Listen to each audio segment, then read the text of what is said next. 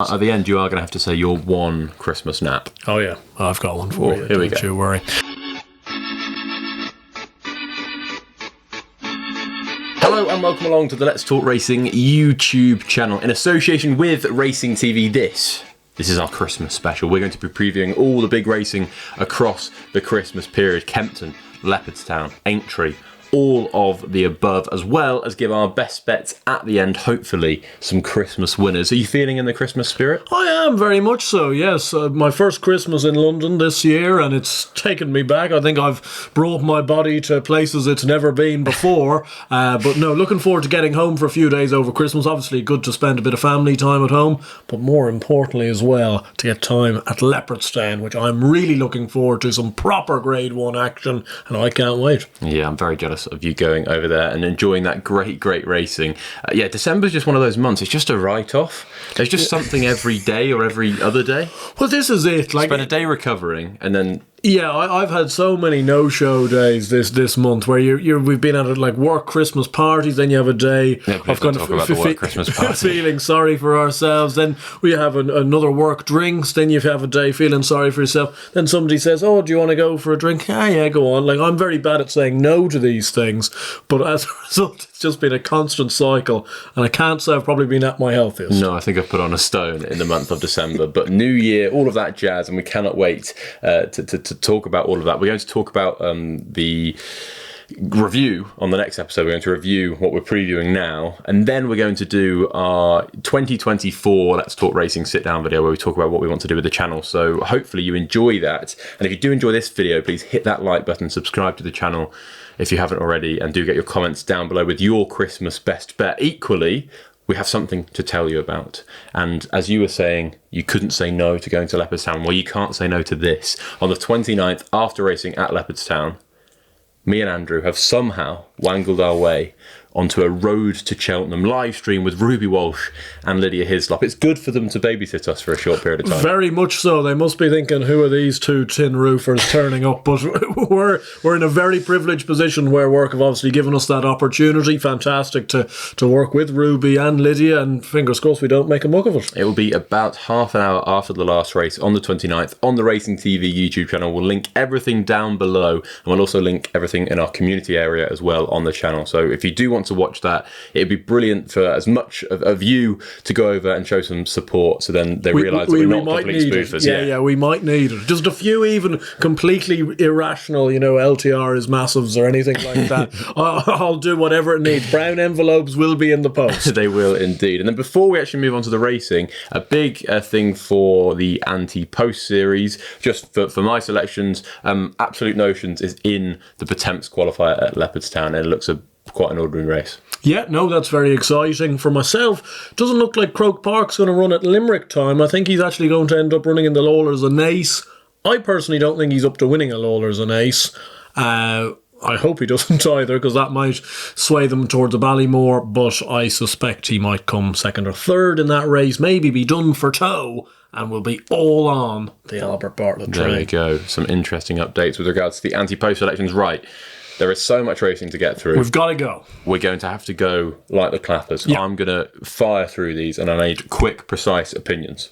I've never once been able to do that. No, so this is going to be a first. Right, first race we're going to preview is the Kauto Star at Kempton on the 26th. Hermes Allen now replacing Nappers Hill, who's had a setback. What was your gut reaction when Nappers Hill was ruled out? You seem to have an almighty love-in for that horse. No, I just thought that race would be perfect for him. Okay. I would prefer him to Hermes Allen. I won't be backing Hermes Allen. I love Paul Nicol novices running in a Kauto Star, but Hermes Allen doesn't do it enough for me. I thought he was good on debut, slightly scruffy jumping department. I'd be worried about whether he's going to stay against some look decent stayers, and I'm just not sure. I think it's an afterthought. I don't like any of that, whereas I think Nappers Hill, that was the target for a long way out. Giovinco's in there. I would just love Derek Fox to be on him, but it's not going to happen. Stephen McQueen already jocked up. Yeah. Interesting. Ile Francais comes over from France, big reputation. I'm going to struggle to back a horse who we've not seen on British soil. And then you've got a couple of interesting entries from Willie Mullins, Classical Dream, Grange Clare West. Who do you think will run? Will one of them? I think so, yeah, especially if Allaho's coming over for the King George. I think it would be wrong of them not to bring somebody over and town in to have 2 Grade 1 rides. Do you think that means it'd be Grange Clare West considering the Cheveley Park link? It could be, I suppose. I thought Classical Dream would be the one that would suit the race more. You look at his record around Punchestown, around kind of tight right-handed tracks. He's always stayed 3 miles at Punchestown in comparison to 3 miles at Cheltenham. I think 3 miles around Kempton could be right up his street. And I must say, given the types of horses, I'd be with you. I'd like to take on Hermes Allen. Giovinco, I think, has got all the ability to do it, but his jumping can be a bit scruffy. French horse I'd always like to take on, so I think Classical Dream is potentially a really good bet in this. I think if he runs, I think it'll be Grange Clare West that runs. I think the Cheveley Park will want to be mob-handed that day. Would you back Grange Clare West if he turned up? No, not at all. Would you back Classical Dream if he turned up? Yes, I would. Interesting. Giovinco, for me, I think, in this, out of those runners, I think the French horse could be very good. I'm not willing to take the punt first time out over it here. I've no idea what he's done, unfortunately. Giovinco, on the other hand, I thought it was a great race behind Stairway Faye. I think that Stephen Mulqueen will maybe slightly change tactics and not disappoint him and send him on when he can. Kempton's slightly sharper, more of a speed test. I think that will suit Giovinco, and I'm hoping he can beat Hermes Allen. Right, Christmas Hurdle, Constitution Hill? Yes. Should be as simple as that. Really looking forward to seeing him back on track. The King George. The King George. How good is it talking about racing like this? Now, this is a Bunsen burner of a race. I saw 1 or 2 people on Twitter yesterday saying that this King George wasn't very good. Like, what are these people talking about? Allaho in there. Great horse. Brave Man's Game. Great horse. Shishkin could run. Great horse on his day. Jerry Colombe. Possible. Where do we think he's going to run? Is he going to run at all over Christmas? I'm not so sure. Wouldn't surprise me if he doesn't. I would say it would be 60% chance Savills, 20% here, 20% no run. There we go. Again, another interesting clog in the wheel if he was to run. Yep. Right now, if you were going to have a bet in the King George, who'd it be on? I find it a very hard race because I'm such a huge fan of Allaho. If you were to tell me the Allaho of Punchestown from 2 years ago is going to turn up, he wins this race, and I think he wins it. He could actually just run these into the ground.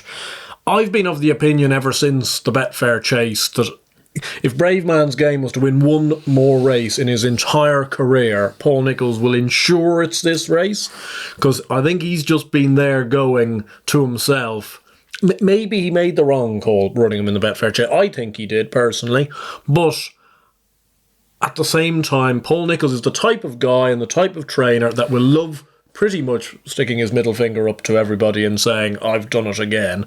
And I could just see it happening with Brave Man's Game. I see where people are coming with Shishkin, but like, he doesn't start half the time. He's lazy the other half of the time. On his best, if he repeated his Ascot Chase win, he'd have a chance in this. I think he's just a little bit too lethargic to win a King George around Kempton, especially first start of the season. I have it between Allaho and Brave Man's Game. I'm going to seem foolish when Allaho wins, but I'm going to back Brave Man's Game. I've been looking to try and oppose Brave Man's Game because I've been disappointed with him this season, but I don't think I can.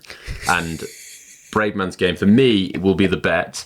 Purely because, like you say, Paul... You are as bad as me. I get some jib, and rightly so. I don't know. I think if this is going to suit any horse, well, we know it. It's completely up his alleyway. Perfect track, trip.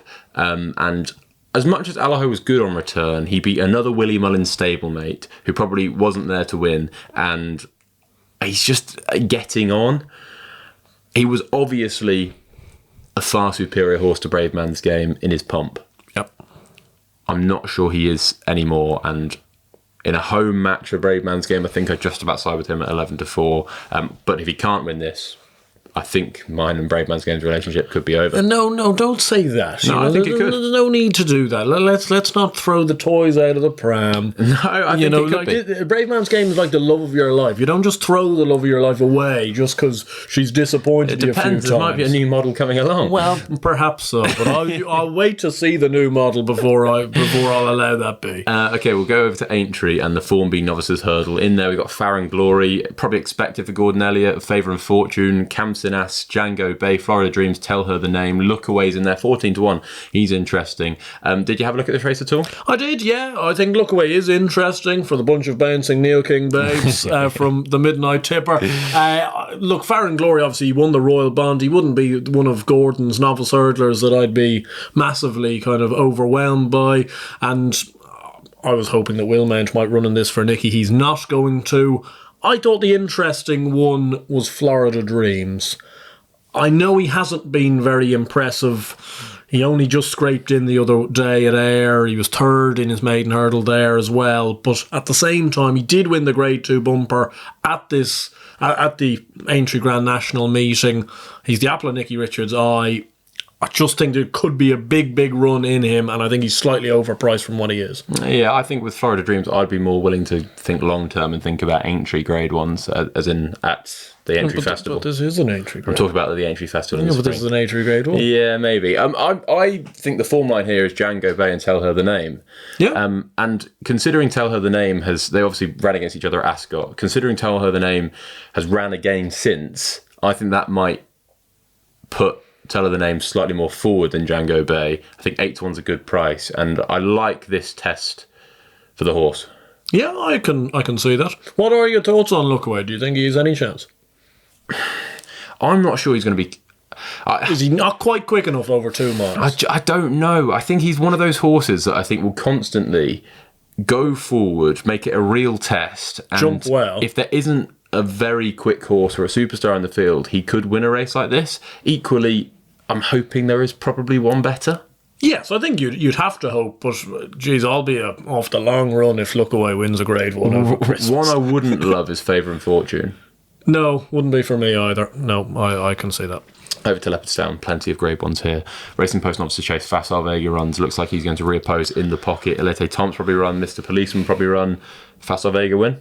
I think so, yeah. He was good on Chase debut. I don't really see a way how In the Pocket reverses that form. I think In the Pocket needs to go up in trip as well. Let's have a chat about Marine Nationale, because he's making his chasing debut at the same meeting. Where do you sit with what he's done so far this season, considering he's done nothing? Obviously, it's a bit disappointing. As a racing fan, you want to see him out. You want to see him running as much as possible. They made the call that they earmarked that Navan race. Then Facile Vega went. The ground went against him, and they didn't run. And Barry Connell loves Leopardstown. He only lives up the road. He's always had a close affiliation with the track, so I can understand why they maybe didn't want to run in the middle of December when they could wait for this beginners. I think in the long run, Arkle bound, he has to run and has to win this beginners, and he has to probably run in the Irish Arkle, because he can't just turn up with one run. Well, what we're going to know is Facile Vega will run here, and all being well, he will run in the Irish Arkle. So he'll go into the Arkle having had 3 runs over fences, and that experience, 2 Grade 1s, and that experience could be completely key. Massively, yeah, and I can see why people would make the case for that. I'm a little bit disappointed, you know. Like, do you think there's a way that Marine Nationale doesn't run in the Irish Arkle? I think there is, yeah. Why would they do that? I think at the moment they're probably being slightly protective over his unbeaten record. They're wanting to pick and choose. I think they're going to make it sure that, you know, ground conditions are right, everything's in his favour. And unfortunately, when that sort of stuff happens, you can kind of end up caging them up a little bit too much, and you only see them 2 or 3 times a season. And that's not what you want to see. Marine Nationale's a very good horse. I've no doubt in my mind he's a more talented horse than Facile Vega.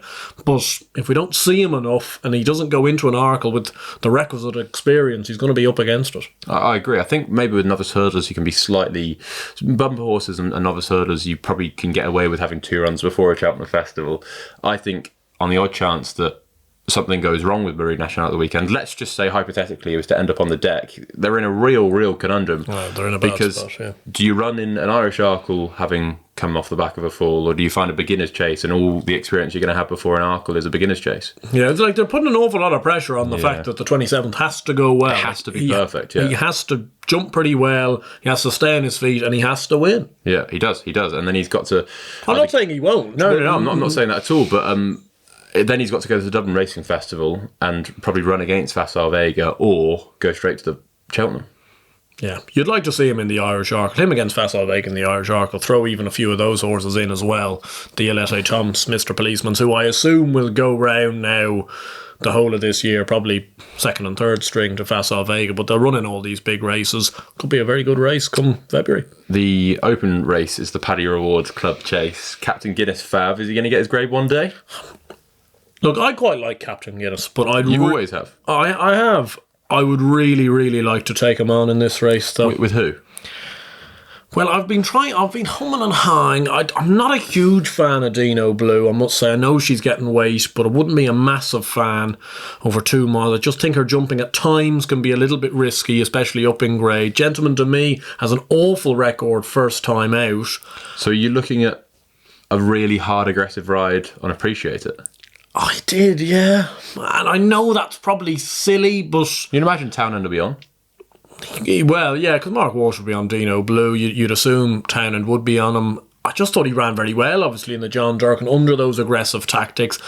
I understand he probably doesn't have the pace, like the raw pace, but it's 2 mile 1 at Leopardstown. If you can get into a good jumping rhythm out in front, I can just see a world. I can see a world where Captain Guinness is obviously just the best 2 miler of these and wins, but he's had so many chances in grade ones and he hasn't ever taken one.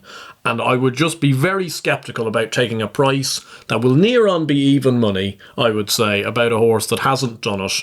As for, at least with Appreciate It, you know from his novice hurdle days, you know from how he's ran in the John Durkan that he actually could potentially win an open grade one, given the right circumstances. And he's currently 7-1. I've chanced him instead. Future champions, novices, hurdle. This looks like it's going to be a good race. I don't think we're going to see Firefox. I think he will go to the Laws of Nace. And I think we will see Down Memory Lane and Daddy Longlegs, who have probably been 2 very impressive novice hurdlers that we've seen so far. Very much so. I think you have a little bit of news, though, on Down Memory Lane that perhaps people won't have heard. Yeah, I'll be honest. I think I prefer Daddy Longlegs here. Okay. They were very, very, very warm on him before that debut, and he was very good. But since the Down Memory Lane's run at Down Royal, he has done a monster piece of work, beating a very, very good open Grade 1 horse of Gordon Elliott's. And I think he's come on leaps and bounds to that. To be honest, I don't think he was wowing anyone on the gallops before Down Royal. He's improved since then, stepped up massively, and that must give him a squeak here, but I'm still going to stick with Daddy Longlegs. Yeah, I can see that. Look, I think Daddy Longlegs was really impressive on debut. I think the fact that he's probably going to run and be Townend's pick, and I get the vibes from the market that Il Atlantique won't run. Mm-hmm. And given how much, but given how much he was impressive and how much they liked him, I think it's probably a fair statement of where they lie on this horse, that Il Atlantique's being pushed up in trip and this guy is going to be the 2 miler. Jack de Bromhead Christmas Hurdle. Any standout? Well, I'm just hoping Buddy One runs well, to be honest. I hope he runs better than he did. I think he will. I think this is quite an average race. I don't think it's a great race, no. And I think Irish Point's the best horse in this. I agree. Would you certainly stay 3? No, and that's my worry. Yeah. Because I think he's a quicker horse than people give him credit for. Home by the Lee, it's the type of horse that could win this race. He's won this race before, but he's no standout. No. The Monkfishes, the Styrian Forlanges of the world, I don't think they're the horses they maybe once were. It could be open for somebody like Buddy One to run well, and certainly for my Stayers Hurdle ticket, I'd want to see. And I'm not just saying this, but this test is going to suit him better than a Hatton's Grace. Yeah, well, I made my reasonings behind the Hatton's Grace and how I didn't think it was a good idea, and he ran like it wasn't a good idea. Then we come to the feature of Leopardstown, the Savills Chase. This is, again, a very, very good race. Galopin de Champ, fast or slow, possibly Jerry Cologne, possibly Envoi Allen, possibly A Plus Tard. Appreciate It, probably may turn up. Yeah, he could run in either. Good race. Is this going to be the time where Galopin turns around to fast or slow and goes, respect, you wait, respect me, 3 miles, Leopardstown, this is my bread and butter, mate. Yeah, you're about to. You've had your 2 runs. Yeah. You've had your 2 runs in Punchestown. Yeah. And Fairy House. Punchestown and Punchestown. 3 miles. 3 miles. Respect. No. I like to hope so. I'm still a massive fan of the horse. Obviously, such a good Gold Cup winner. I think Fast or Slow's the better horse than I gave him credit for. I think he'll run another big race here. But I think if Galopin de Champ doesn't win this race, then questions have to start being asked. I agree. And I just don't think that will happen. I think you will win this race and the questions won't have to be asked, and we'll be there going, well, this horse is very much the undoubted horse to beat in the Gold Cup come March. I think he'll win this. I think 7-4 is going to turn out to be a very good price. Fair price, yeah. On our review video, we're going, how on earth did we let a horse like Galopin Des Champs go off 7-4? Like, I understand the threat in Fast or Slow. He's beaten him on his previous 2 starts, 1 over 3 miles, 1 over 2.5 on reappearance. I just think this test suits Galopin Des Champs, and I expect him to come on plenty for it. I would like to see, and I think they probably will, use a little bit more of him this time round. I don't think last year they had to settle him because they weren't sure whether he was going to get a Gold Cup trip, because he was obviously very free as a novice chaser. I think he's even gone the other way round now. He's perhaps even a little bit lazy, a little bit behind the bridle at times. I think he'll be back out in being in the front couple, and I'd like to hope that will maybe inspire a little bit more of a vigorous round of jumping. The Neville's Hotel Novices Chase, Corbett's Cross in their Classical Dream, possibly going to run. Florin Porter, Favori de Champs do. Where's it going to go? It's going to be won by Florin Porter. You that confident? Yeah. Why? I just think he does suit Leopardstown. He's won a Grade 1 over hurdles there before. He's ran a few cracking races into feet as well. Thought he ran an unbelievably good race in the Florida Pearl, considering he was in the car park half the way. This is his bread and butter. They'll really want to win this and kind of show people that going chasing was the right call. He's still a Grade 1 horse. Corbett Scrolls, he potentially might be the best horse in this long term, but I just think he's still a work in progress. I didn't think he actually jumped, like I know people were saying, he jumped much better at Fairyhouse than he did at Naas. He couldn't have jumped any worse than at Naas. If Classical Dream was to run here, you'd still back Florin Porter? Yes. You just think that this is going to be made for him? Yeah, and I think it's just going to be his day. I think Favori de Champs do, especially on slightly livelier ground at Leopardstown, may come into a bit of trouble over 3 miles, as much as he is the solid stick. And I know he's beaten Florin Porter, but I think it would be an awful lot different on a left-handed track. And I'd just love to see Classical Dream running the Kauto Star and win, Florin Porter running this race and win, and I can double up. Yeah, I'd like that. I think if Classical Dream was to run here, I think I'd side with him. The Matheson Hurdle, State Man. Are we going to see State Man versus Imperi Pass? Not this time round. Irish Champion Hurdle? I'd say that will be the case. So State Man will go and win. Right. That is our preview. Now we're going to have any other interest. So best bets across the other cards. I've got one for you that's before Christmas. A little Christmas stocking filler for me. This is the Christmas stocking filler. And it's Little Miss Dante at Haydock on Saturday in the listed Mares Novices Hurdle over 2 miles and 3 furlongs. I think the Steppenham trip is really going to suit her. She's up against Alfie's Princess, a couple of other smart mares, but I think she's possibly a good bit better than these, and I expect her to really, really relish the Step Up and Trip and win under Sean Bowen. How do they go about, if hypothetically she wins, how do they go about campaigning? Or do they drop her back for a Mares Novices Hurdle, or do you potentially run it, in an open Novice Hurdle at Aintree or something like that at the back end of the season? I don't think Ollie would do that, to be honest. I think he will. I think if she's to win here, she'll have one more run. I think it could be a lesser affair, maybe even Huntington for the Sydney Banks. She might even bump into Dysart Enos there, I'm not too sure. But I think that the one day that they have in mind, I'm not sure she's going to be good enough to win at Cheltenham, but they won't mind dropping her back to 2 mile 1, I don't think. No, she's not slow. No. But I agree. She hits the line. I think if the Mares Novices Hurdle was ran over 2.5 miles, I think she'd have actually a decent chance. Yeah. But this isn't the Mares Novices Hurdle. This is a much weaker race, and I hope that she, because it's a listed race, because there's a few other decent mares in there, she might be a decent price in the sense of I can't expect her to be 5-6 to 1, but I think she could be 2s, let's say. I got it. And Little Miss Dante will be where I side. Right, my best bets, I'm going to fire through them. I've got 4, possibly 3. Mighty Bandit in the 110 at Leopardstown, the Grade 2 Juvenile Hurdle. He's come on plenty. Absolute bundle since his last run. He only got into the yard, I think, that week or the week before. They hadn't done much with him at all. He's come on leaps and bounds. They are so in love with this horse. I think Gordon's number 1 Triumph Hurdle horse. I expect him to win this.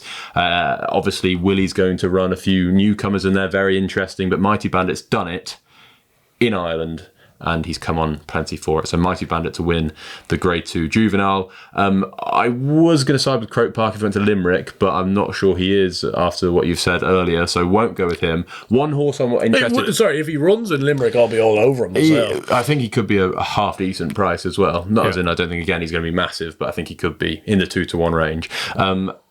There's a handicapper called Al Muhit who is trained by Emmett Mullins. I think he's very well handicapped, and he's entered quite a few different places. Wherever he goes, I think I'll have a nibble.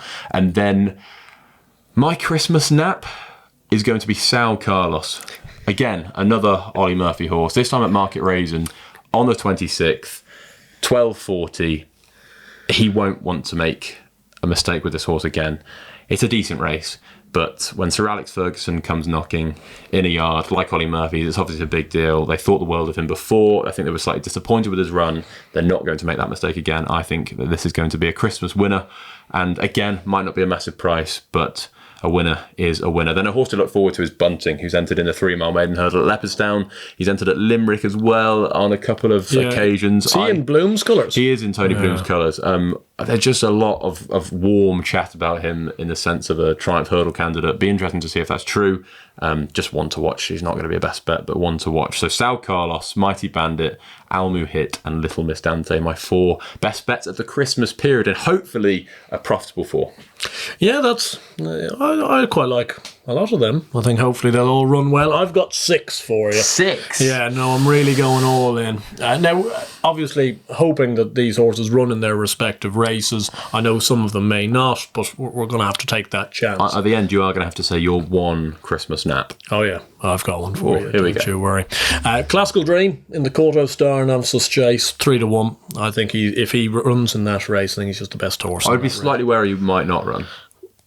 Yeah, I understand that, but one of them will definitely run, and I'd like to hope it'll be him, because they'll know that he's got a much better chance at Grange Clare West. Flooring Porter for the 3-mile equivalent at Leopardstown. That's on the 29th, so it's a few days away. One to keep in mind. The Paddy Power Rewards Club Chase, or whatever it's called now, I'm getting appreciated in the team. 7-1. I hope he steps down in trip rather than up in trip. Aggressive ride, weak Grade 1, and exposes a little chink in Captain Guinness. Welsh National. Not a race we're going to cover massively. I know there's horses in there, the Monbeg Geniuses, Autonomous Clouds. I'm going to take a swipe at one at 40-1. Pat's Fancy. Horse I really liked for the race last year. Got ruled out on the day with a stone bruise. It was Brandy Love-esque stuff. It wasn't good, but has come back. A little bit of a lifeless run a month ago, but he always needs a run to get fit. Rebecca Curtis will have him primed to the 9s, considering obviously a Welsh woman, Welsh trainer with the Welsh National. I think 40-1 is completely overpriced at an offer mark of 140. And it wouldn't be Christmas. A bit like yourself with 2 Ollie Murphy horses, 2 Paul Nolan horses for you over the Christmas period. Maxi Mac Gold, who runs in the 2.5-mile maiden hurdle at Down Royal on St. Stephen's Day. So you're going to have to find, I think that probably will be on YouTube, on Racing TV Extra or something like that. But I think he's got a massive chance. If I Were a Rich Man won the race last year for the same yard. So hopefully that will be good. And one I mentioned last week, and he will be my nap wherever he runs. He'll either run in the Novice Handicap Hurdle on the 26th over 2 miles, or the Novice Handicap Hurdle on the 29th over 2.5 miles. Park of Kings, 111. I think he's a 130 horse, and I think he's still on better ground, has that win in him, and I'm really hoping that he'll pay for Christmas. There we go. The Christmas nap, Park of Kings, and my Christmas nap with Sal Carlos. We do hope you enjoyed this video. We haven't forgotten about the action that's just been. We're going to touch on all of that and all the interesting points after the Christmas period. We'll see you soon. Merry Christmas, and have a good one.